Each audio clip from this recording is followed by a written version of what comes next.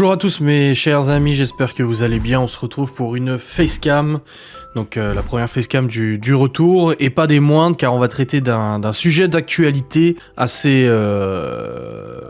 chaud. Après ça dépend du point de vue, ça dépend de nos opinions et tout ça, mais je voulais traiter ce sujet en vidéo et voir un petit peu vos réactions, ce que vous en pensiez et tout ça. Alors vous savez, vis-à-vis de la crise sanitaire, du pass sanitaire, toutes ces choses-là, vous connaissez mon opinion, bien évidemment. Je pense que je l'ai assez, je l'ai assez partagé sur les réseaux sociaux, en vidéo, etc. Mais là, il s'est passé quelques éléments, quelque chose. Il s'est passé depuis maintenant 2-3 jours. C'est, vous vous en doutez de toute façon si vous avez le titre, c'est les propos de notre président Emmanuel Macron qu'il a tenu dans les tribunes du Parisien. Donc il a répondu à une interview dans le Parisien et il a eu des propos assez parfois choquants pour certaines personnes, assez forts et tout ça, envers les non-vaccinés, donc les personnes qui refusent de se faire vacciner ou qui ne veulent pas se faire vacciner, etc. Voilà, en dehors du mot complotiste et tout, il y a des gens qui n'ont pas envie de le faire, des gens qui n'y croient pas, et voilà, il y a plein de personnes différentes. Et il s'est exprimé, donc il faut savoir que j'ai suivi aussi l'actualité à l'Assemblée nationale. Le pass vaccinal est en cours d'adoption, donc il a été adopté par l'Assemblée nationale. Maintenant, il doit passer auprès du Parlement, auprès du Sénat pour vérifier s'il est bien constitutionnel, etc. Donc on pourra peut-être avoir des surprises comme avec le pass sanitaire, mais dans tous les cas, ça a été adopté. Cependant, ça a été adopté dans des conditions un peu compliquées. Il y a eu énormément de remous à l'Assemblée nationale, des suspensions sur suspensions, des demandes d'explications auprès du Premier ministre sur les propos du président et tout ça. Et on va regarder ensemble, j'ai retenu 2 articles du coup qu'on va lire ensemble et on va réagir justement à ça. Donc n'hésitez pas en commentaire à me donner votre opinion sur ce qui s'est passé. Est-ce que vous avez suivi ce qui s'est passé? Parce qu'il y en a plein qui suivent pas, mais ça fait un peu le bazar et moi je vais vous donner mon opinion. Alors on parlera de l'Assemblée nationale après, mais on va traiter en premier lieu les propos d'Emmanuel Macron. En deuxième partie, on va voir si c'est déjà arrivé sous notre République que des présidents tiennent des propos choquants et tout ça. Et on terminera par tout ce remue-ménage à l'Assemblée nationale, les levées de boucliers, les suspensions et tout ça, et ce que j'en pense vis-à-vis de notre paysage politique. Alors on y va. Une sortie qui provoque un torrent de réactions politiques alors que le projet de loi remplaçant le pass sanitaire en pass vaccinal est encore en débat à l'Assemblée nationale. Le président Emmanuel Macron ne mâche pas ses mots pour évoquer les quelques 5 millions de Français éligibles mais non vaccinés contre le Covid-19. Alors il faut savoir, faut mettre en contexte les choses, faut contextualiser, c'est que en fait cette interview normalement aurait dû sortir après l'adoption du pass vaccinal. C'est-à-dire qu'en fait elle était prévue d'être sortie après le vote à l'Assemblée. Quelqu'un a fait fuiter l'interview et du coup c'est ce qui a fait tout ce tapage et tout ça et qui a créé un vrai bordel à l'Assemblée nationale. Donc Emmanuel Macron nous dit: nous mettons une pression sur les non-vaccinés en limitant pour eux autant que possible l'accès aux activités de la vie sociale. Défend le chef de l'État dans les colonnes du Parisien apparaître ce mercredi 5 janvier. Alors il faut savoir que jusqu'à maintenant le pass sanitaire était exigé dans de nombreux lieux. Alors il fallait soit être vacciné, soit avoir un test PCR négatif. Alors, nous on s'en décoltinait des tests PCR et tout ça. Du coup c'est vrai que si on allait dans des lieux, on savait normalement que nous étions négatifs. Voilà. Après je vais pas redébattre sur les gens vaccinés, positifs ou autres. Peu importe. D'ailleurs, la quasi-totalité des gens, plus de 90%, y ont adhéré. C'est qu'une toute petite minorité qui est réfractaire. On a le droit d'être réfractaire, on a le droit de ne pas vouloir, on a le droit de décider de ce qu'on veut ou pas. Assure Emmanuel Macron avant de s'en prendre à elle. C'est celle-là, comment on la réduit? Comment on la réduit, pardon de le dire comme ça, en l'emmerdant encore davantage, affirme-t-il. Moi, je ne suis pas pour emmerder les Français. Je peste toute la journée contre l'administration quand elle les bloque. Et bien là, les non-vaccinés, j'ai très envie de les emmerder. Et donc, on va continuer de le faire jusqu'au bout. Je ne vais pas les mettre en prison. Je ne vais pas les vacciner de force. Encore heureux. Argumente le président de la République au cours d'un entretien accordé à quelques Français.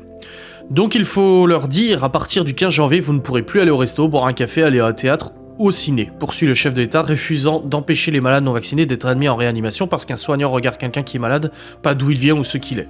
Alors, déjà pour ce premier paragraphe, on a un président qui fait un aveu clair et net que la situation sanitaire actuelle ne justifie pas, le pass vaccinal n'est pas justifié par la situation sanitaire, mais justifié par forcer les gens à se faire vacciner ou les contraindre à se faire vacciner.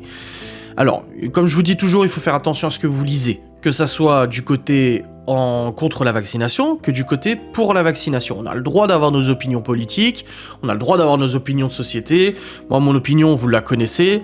Pour moi, il y a beaucoup de chiffres qu'on nous montre qui sont totalement pétés. C'est comme le chômage. Hein. Les chiffres du chômage, on les manipule un peu à notre guise pour faire ressortir du positif ou du négatif. Et ben là, c'est pareil. Si on en écoute certains, quasiment la totalité des gens en réanimation sont des gens non vaccinés, alors qu'en réalité, c'est bien plus compliqué que ça. Si vous regardez les réseaux sociaux comme TikTok, etc., on se rend compte qu'il y a énormément de soignants et il y a de plus en plus de monde qui prennent la parole. Autant il y a quelques mois, les gens ils prenaient pas trop la parole, autant là on commence à voir de plus en plus de spécialistes, de médecins, d'épidémiologistes, et je parle pas forcément que de Raoul, etc., qui commencent à prendre la parole et à dire mais c'est une mascarade. On a actuellement un nombre record de contaminations car le variant Omicron est un variant extrêmement contagieux mais très peu dangereux. Du coup on a beaucoup de gens qui sont contaminés. 300 000 je crois par jour, 300 000 hier ou 295 000, 270 000, enfin c'est énorme. La barre des 5 millions non vaccinés est largement dépassée depuis longtemps et pourtant au niveau des hospitalisations, alors oui les hôpitaux souffrent, mais ils souffrent pas à cause du Covid, ils souffrent à cause des politiques depuis 15 ans qui nous suppriment des lits, qui suppriment des services, etc. Faut pas l'oublier, encore hier j'ai vu une news comme quoi ils supprimaient tout un service dans un hôpital en France parce que des lits étaient supprimés, des soignants étaient supprimés et tout. Donc voilà, on essaie de faire croire que la situation sanitaire en fait justifie de faire ces lois liberticides, c'est mon opinion, alors que derrière on a une vague qui est largement plus contaminante que les dernières qu'on a connues, et pourtant au niveau des hôpitaux c'est beaucoup moins surchargé. C'est ce que j'ai pu constater en lisant. Peut-être que je me trompe, peut-être c'est des chiffres faux. Moi, je vous dis ce que j'ai lu, je vous dis ce dont je me suis rendu compte en écoutant à droite à gauche les médias, mais aussi les gens qui parlent. Je connais aussi, j'ai des abonnés, je suis suivi quand même par quelques dizaines de milliers de personnes, et j'ai des abonnés qui sont des soignants, qui travaillent en milieu hospitalier et tout ça, et du coup, je peux discuter avec eux et avoir un vrai avis, en fait, sur la réalité du terrain, parce qu'il y a notre Jean Castex qui dit je rencontre les hôpitaux tous les jours, et c'est le bordel. Non, apparemment oui, il y a des hôpitaux qui sont surchargés et tout ça, mais on mélange un peu tout. Les chiffres sont vraiment mélangés, sont manipulés. Là hier j'ai entendu que ils considéraient non vaccinés des gens non vaccinés première dose, deuxième dose. Bah non, première dose, deuxième dose, ils sont vaccinés, tu vois. Donc faut arrêter, voilà, c'est très facile de manipuler les chiffres, vous savez, de toute façon, ça fait maintenant longtemps que ça se passe comme ça, avec le chômage ainsi que d'autres choses, donc ils s'en donnent à cœur joie pour faire peur aux gens et tout. Donc là, on a un président qui dit clairement que le pass vaccinal, c'est pour forcer les gens, c'est pour les contraindre, c'est pour les emmerder. Alors, est-ce que moi je suis choqué par le propos, j'ai envie de les emmerder? Non, parce que ça fait déjà longtemps que moi je suis convaincu de ça. Comme j'ai dit, le Covid est présent, la maladie est présente. Ma mère a chopé le Covid, a été malade pendant 2 semaines comme un chien. Mon père a chopé le Covid, ça va.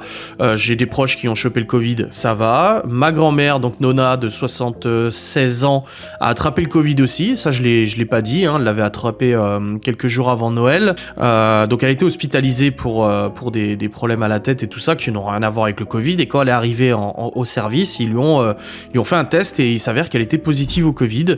Maintenant c'est plus le cas, mais elle était positive au Covid et ça s'est très bien passé. Elle n'était pas en réanimation, elle a chopé un rhume, un mal à la gorge, etc. Mais voilà, elle est là. Et elle n'est pas vaccinée. Alors je dis pas que le vaccin ne sert à rien, je dis juste que moi j'ai des proches qui ne sont pas vaccinés et ça va, ils vont bien.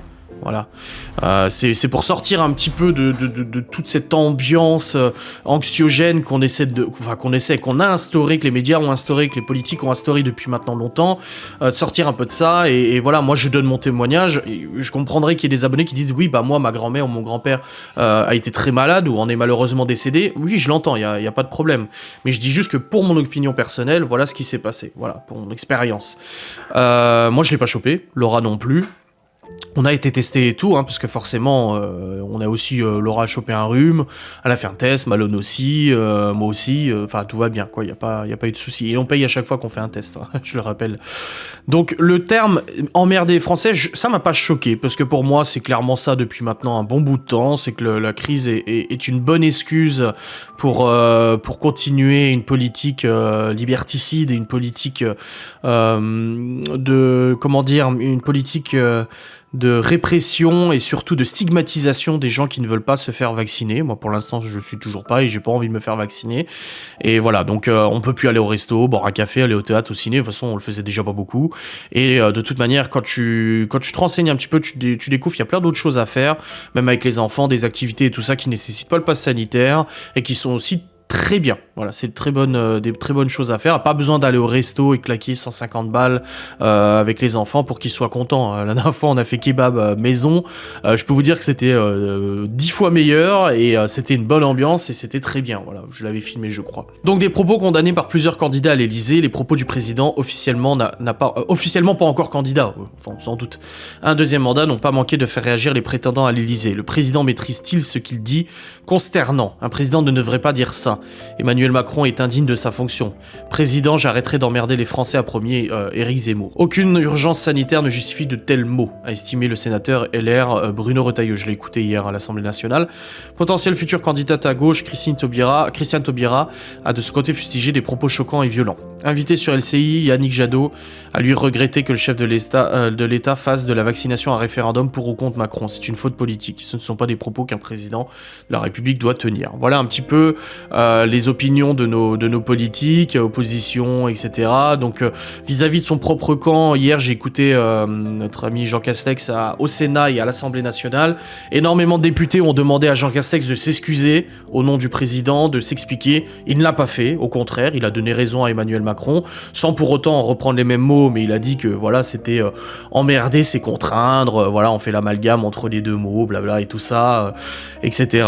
Gabriel Attal, pareil, a confirmé. Donc au niveau de l'entourage du président, on tient la même ligne et on assume totalement. Nous avons ensuite une liste de dérapages de présidents, du président Emmanuel Macron, qui pourrait être intéressant de revoir avant de clôturer cette vidéo sur mon opinion concernant l'Assemblée nationale et tout ce qui s'est passé, ceux qui ont suivi.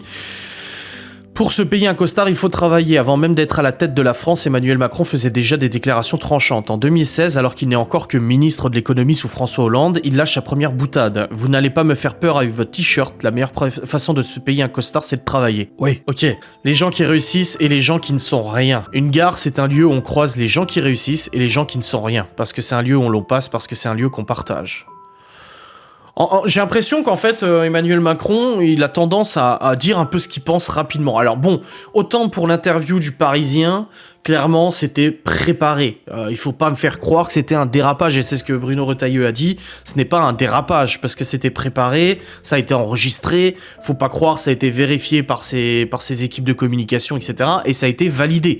Donc il faut pas croire que c'est j'ai pas fait exprès de dire ça. C'était totalement calculé. Peut-être ce qui n'était pas calculé, c'est que l'adoption de la loi sur le pass vaccinal a été décalée à cause des suspensions et du coup c'est tombé un peu mal. Mais bon, ça a quand même été voté de toute façon. On a aussi les Français détestent les réformes. Beaucoup ont essayé, n'y ont pas réussi car les Français détestent les réformes. Dès qu'on peut éviter les réformes, on le fait. Il a raison, je suis d'accord avec ça. Les Français n'aiment pas le changement, n'aiment pas les réformes non plus. Là-dessus, je suis assez d'accord. Et je trouve pas ça choquant. Les gens fainéants et cyniques. Je serai d'une détermination absolue, je ne céderai rien ni aux fainéants, ni aux cyniques, ni aux extrêmes. Et je vous demande d'avoir chaque jour la même détermination. C'était son discours sur les réformes. Pareil, je trouve pas ça extrêmement choquant. Il y a eu pire, comme Sarkozy, le casse-toi pauvre con, ou Bayrou avec sa gifle à un gamin qui lui faisait les poches. Voilà, il y a pas de, je trouve pas ça extrêmement choquant. Après, il parlait aussi des aides sociales, donc la CAF et tout ça. On met un pognon de dingue dans les minima sociaux et les gens ne s'en sortent pas. On met trop de pognon, on déresponsabilise et on est dans le curatif. Il faut prévenir la pauvreté et responsabiliser les gens. Pareil, c'est des propos qui sont un peu choquants d'un président. On met un pognon de dingue. Bah écoutez, moi, encore une fois, ça me choque pas. Je suis pas là outragé. C'est vrai que quand j'ai entendu ces propos, j'ai envie d'emmerder les Français. Je suis pas là, mon Dieu. Non, je suis pas outragé ou quoi que ce soit. Peut-être que c'est quelque chose qu'il aurait pas dû dire, en effet, en tant que président, mais enfin, je suis pas choqué. Par contre, là, il y a quelque chose qui est choquant, et ça, par contre, ça me marque. C'est en pleine affaire Benalla avec les gilets jaunes, où il a dit: le seul responsable de cette affaire, c'est moi. S'ils veulent un responsable, il est devant vous, qu'ils viennent le chercher.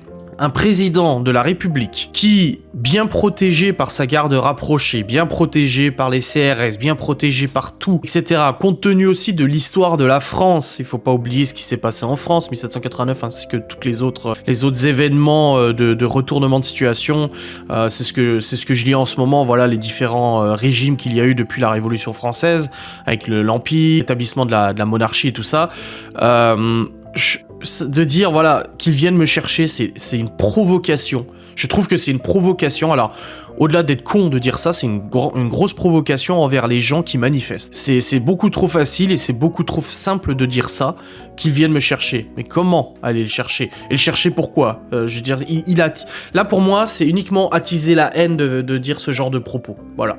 Je trouve pas ça très intelligent d'avoir dit ça. Après, traverser la rue, oui, il avait dit l'hôtellerie, les cafés, la restauration, le bâtiment, un emploi, je traverse la rue, je vous en trouve. Ah oui, il répondait à quelqu'un en interview, justement, et il avait dit que ceux qui voulaient trouver du travail, ils pouvaient en trouver facilement en traversant la rue. C'est facile de dire ça, encore une fois, ça me choque pas, mais je trouve ça un peu irrespectueux envers les gens qui galèrent à trouver du travail. Voilà, je trouve que c'est pas compréhensif, et c'est pas respectueux. Ensuite, dernier propos, c'est vous pouvez parler très librement, la seule chose qu'on n'a pas le droit de faire, c'est de se plaindre. Je trouve que c'est une bonne pratique qu'avait le général de Gaulle. Le pays se tiendrait autrement s'il était comme ça. Et invoquant la chance immense d'y vivre dans un pays en bonne santé. Donc en gros, il fustige les gens qui se plaignent, voilà. Il fustige les gens qui se plaignent, et il avait répondu à une retraitée sur sa faible pension. Alors pareil, je trouve qu'en fait, dans les propos d'Emmanuel Macron, on a plutôt des propos irrespectueux, des propos pouvant attiser la colère des gens, en fait. C'est pas tant des insultes ou quoi que ce soit, on n'est pas sur un niveau ouf et tout d'irrespect, mais c'est quand même de l'irrespect envers les gens qui triment, envers les gens qui ne trouvent pas de travail, envers les gens qui touchent des aides sociales, envers les gens qui ne veulent pas se faire vacciner. Voilà, c'est plus des sorties de route comme ça, des petites punchlines que je pense qui lui font du bien. Je pense qu'Emmanuel Macron est content de ces punchlines. À mon avis, il s'en félicite parce que ça lui donne un peu une image de bad boy, de président un peu rebelle et tout ça. Mais derrière, faut pas oublier que sous sa présidence, ainsi que les autres présidences, il y a quand même eu énormément de contestations, énormément de manifestations. Alors la crise sanitaire, c'est pas de sa faute, hein, clairement, le Covid et tout ça, c'est pas lui qui l'a importé en France. Après, on peut critiquer sa gestion de la crise, de son gouvernement et tout ça, mais dans tous les cas, tout ce qu'il a dit là, c'est pas respectueux, quoi, là. On va terminer cette vidéo sur le point de l'Assemblée nationale et ce que j'en pense vis-à-vis de nos politiques. J'ai beaucoup suivi et tout ça. Alors, que les politiques s'insurgent, mon Dieu, il a dit emmerder, tout ça, je trouve ça totalement hypocrite. Pour moi, je vous ai dit, les politiques ainsi que les candidats à l'élection présidentielle, de toute façon, il n'y en a pas un pour rattraper l'autre. Et même s'il y en avait un qui sortait du lot, je pense aux tout petits candidats comme Jean Lassalle et tout, je pense pas, hein, j'ai pas d'opinion sur lui, je ne connais pas son programme, rien du tout, mais même si des petits candidats outsiders pouvaient peut-être retourner la situation et imposer un vrai gouvernement loin des magouilles qu'on peut voir, il ne passerait pas. C'est Coluche qui avait dit, je crois, si le vote pouvait changer les choses, ça serait interdit depuis longtemps ou je sais plus quoi. Dans tous les cas, pour moi, mon opinion, c'est que tous les politiques, de toute façon, sont dans la même merde, il y en a pas un pour rattraper l'autre. Que de voir des députés, alors déjà, moi, il y a un truc que je supporte pas, c'est voir l'Assemblée nationale à moitié vide. Alors quand je vois ça à la télé, je suis là, mais merde, quoi, ils sont payés avec nos impôts, les mecs, ils se bougent même pas le cul, la nuit, ils sont à peine un tiers de l'hémicycle, je trouve ça choquant. Voilà, je veux dire, quand t'engages ta responsabilité dans une carrière politique comme député, sénateur ou autre, tu sais que ça va être du travail compliqué, hein. Encore une fois, je dis pas que leur travail est facile, hein. Tu sais que ça va être du travail compliqué, tu sais que tu vas devoir te mettre ta famille de côté pendant un petit moment pour exercer cette carrière politique, et ben tu assumes. Alors voilà, voir l'hémicycle à moitié vide et tout, le Sénat à moitié vide, moi je trouve ça tellement choquant, je trouve ça tellement irrespectueux pour les gens qui payent ces gens-là, donc nos impôts et tout ça. Je suis pas super fan de cette organisation politique. Après, voilà, les levées de boucliers, les scandalisations. Ah, monsieur Macron et tout. Je trouve ça totalement et purement hypocrite. Ils se mettent tout simplement dans leur image d'opposition pour galvaniser un peu le folklore qu'est notre politique. Voilà, oui, les chats, ils foutent le bordel. Le folklore qu'est notre politique, où pour moi, en fait, c'est juste une pièce de théâtre. Tout notre gouvernement, nos politiques, nos députés, nos sénateurs, tout ce qui se passe, c'est un théâtre à ciel ouvert. Et en prenant un peu de recul, tu te rends compte que, en fait, il y a rien qui change. Oui, les lois changent et tout, ils votent des lois et tout ça, mais en fait, tu te rends compte que notre parole, nous, en tant que peuple et tout, n'est absolument pas prise en compte. Il y a absolument rien qui est respecté, qui est écouté et tout ça. Et malheureusement, les seuls, la petite minorité qui aimerait vraiment faire bouger les choses, la petite minorité qui est vraiment engagée pour le peuple et tout ça, en fait, n'arrive pas à se faire entendre et ne pourra pas se faire entendre tant que notre système fonctionnera comme ça. Voilà, donc pour moi, l'Assemblée nationale, ils l'ont quand même voté le pass vaccinal. Hein. Alors, il y en a quand même qui sont abstenus, et il y en a qui ont voté contre quand même. Même au sein de la majorité République En Marche, il y en a 3 qui ont voté contre, donc des dissidents. Ils avaient parlé d'un 49.3, de toute façon, même si ça passait pas, ils auraient utilisé le 49.3, donc ça serait passé quand même. On va voir maintenant ce que le Sénat estime au niveau de la Constitution, même s'il y a beaucoup de choses qui ne respectent pas la Constitution. Visiblement, c'est à géométrie variable. Voilà, la politique est à géométrie variable, en fonction de ce qu'on a envie, de ce qui passe ou ce qui passe pas. Bref, voici un peu mon opinion sur la situation, j'espère qu'elle vous aura plu. N'hésitez pas à me dire en commentaire ce que vous en pensez, n'hésitez pas à me partager votre opinion aussi en commentaire, c'est très important, ça nous permet d'échanger à ce sujet. Je vous retrouve très vite pour une nouvelle vidéo d'actualité. Salut.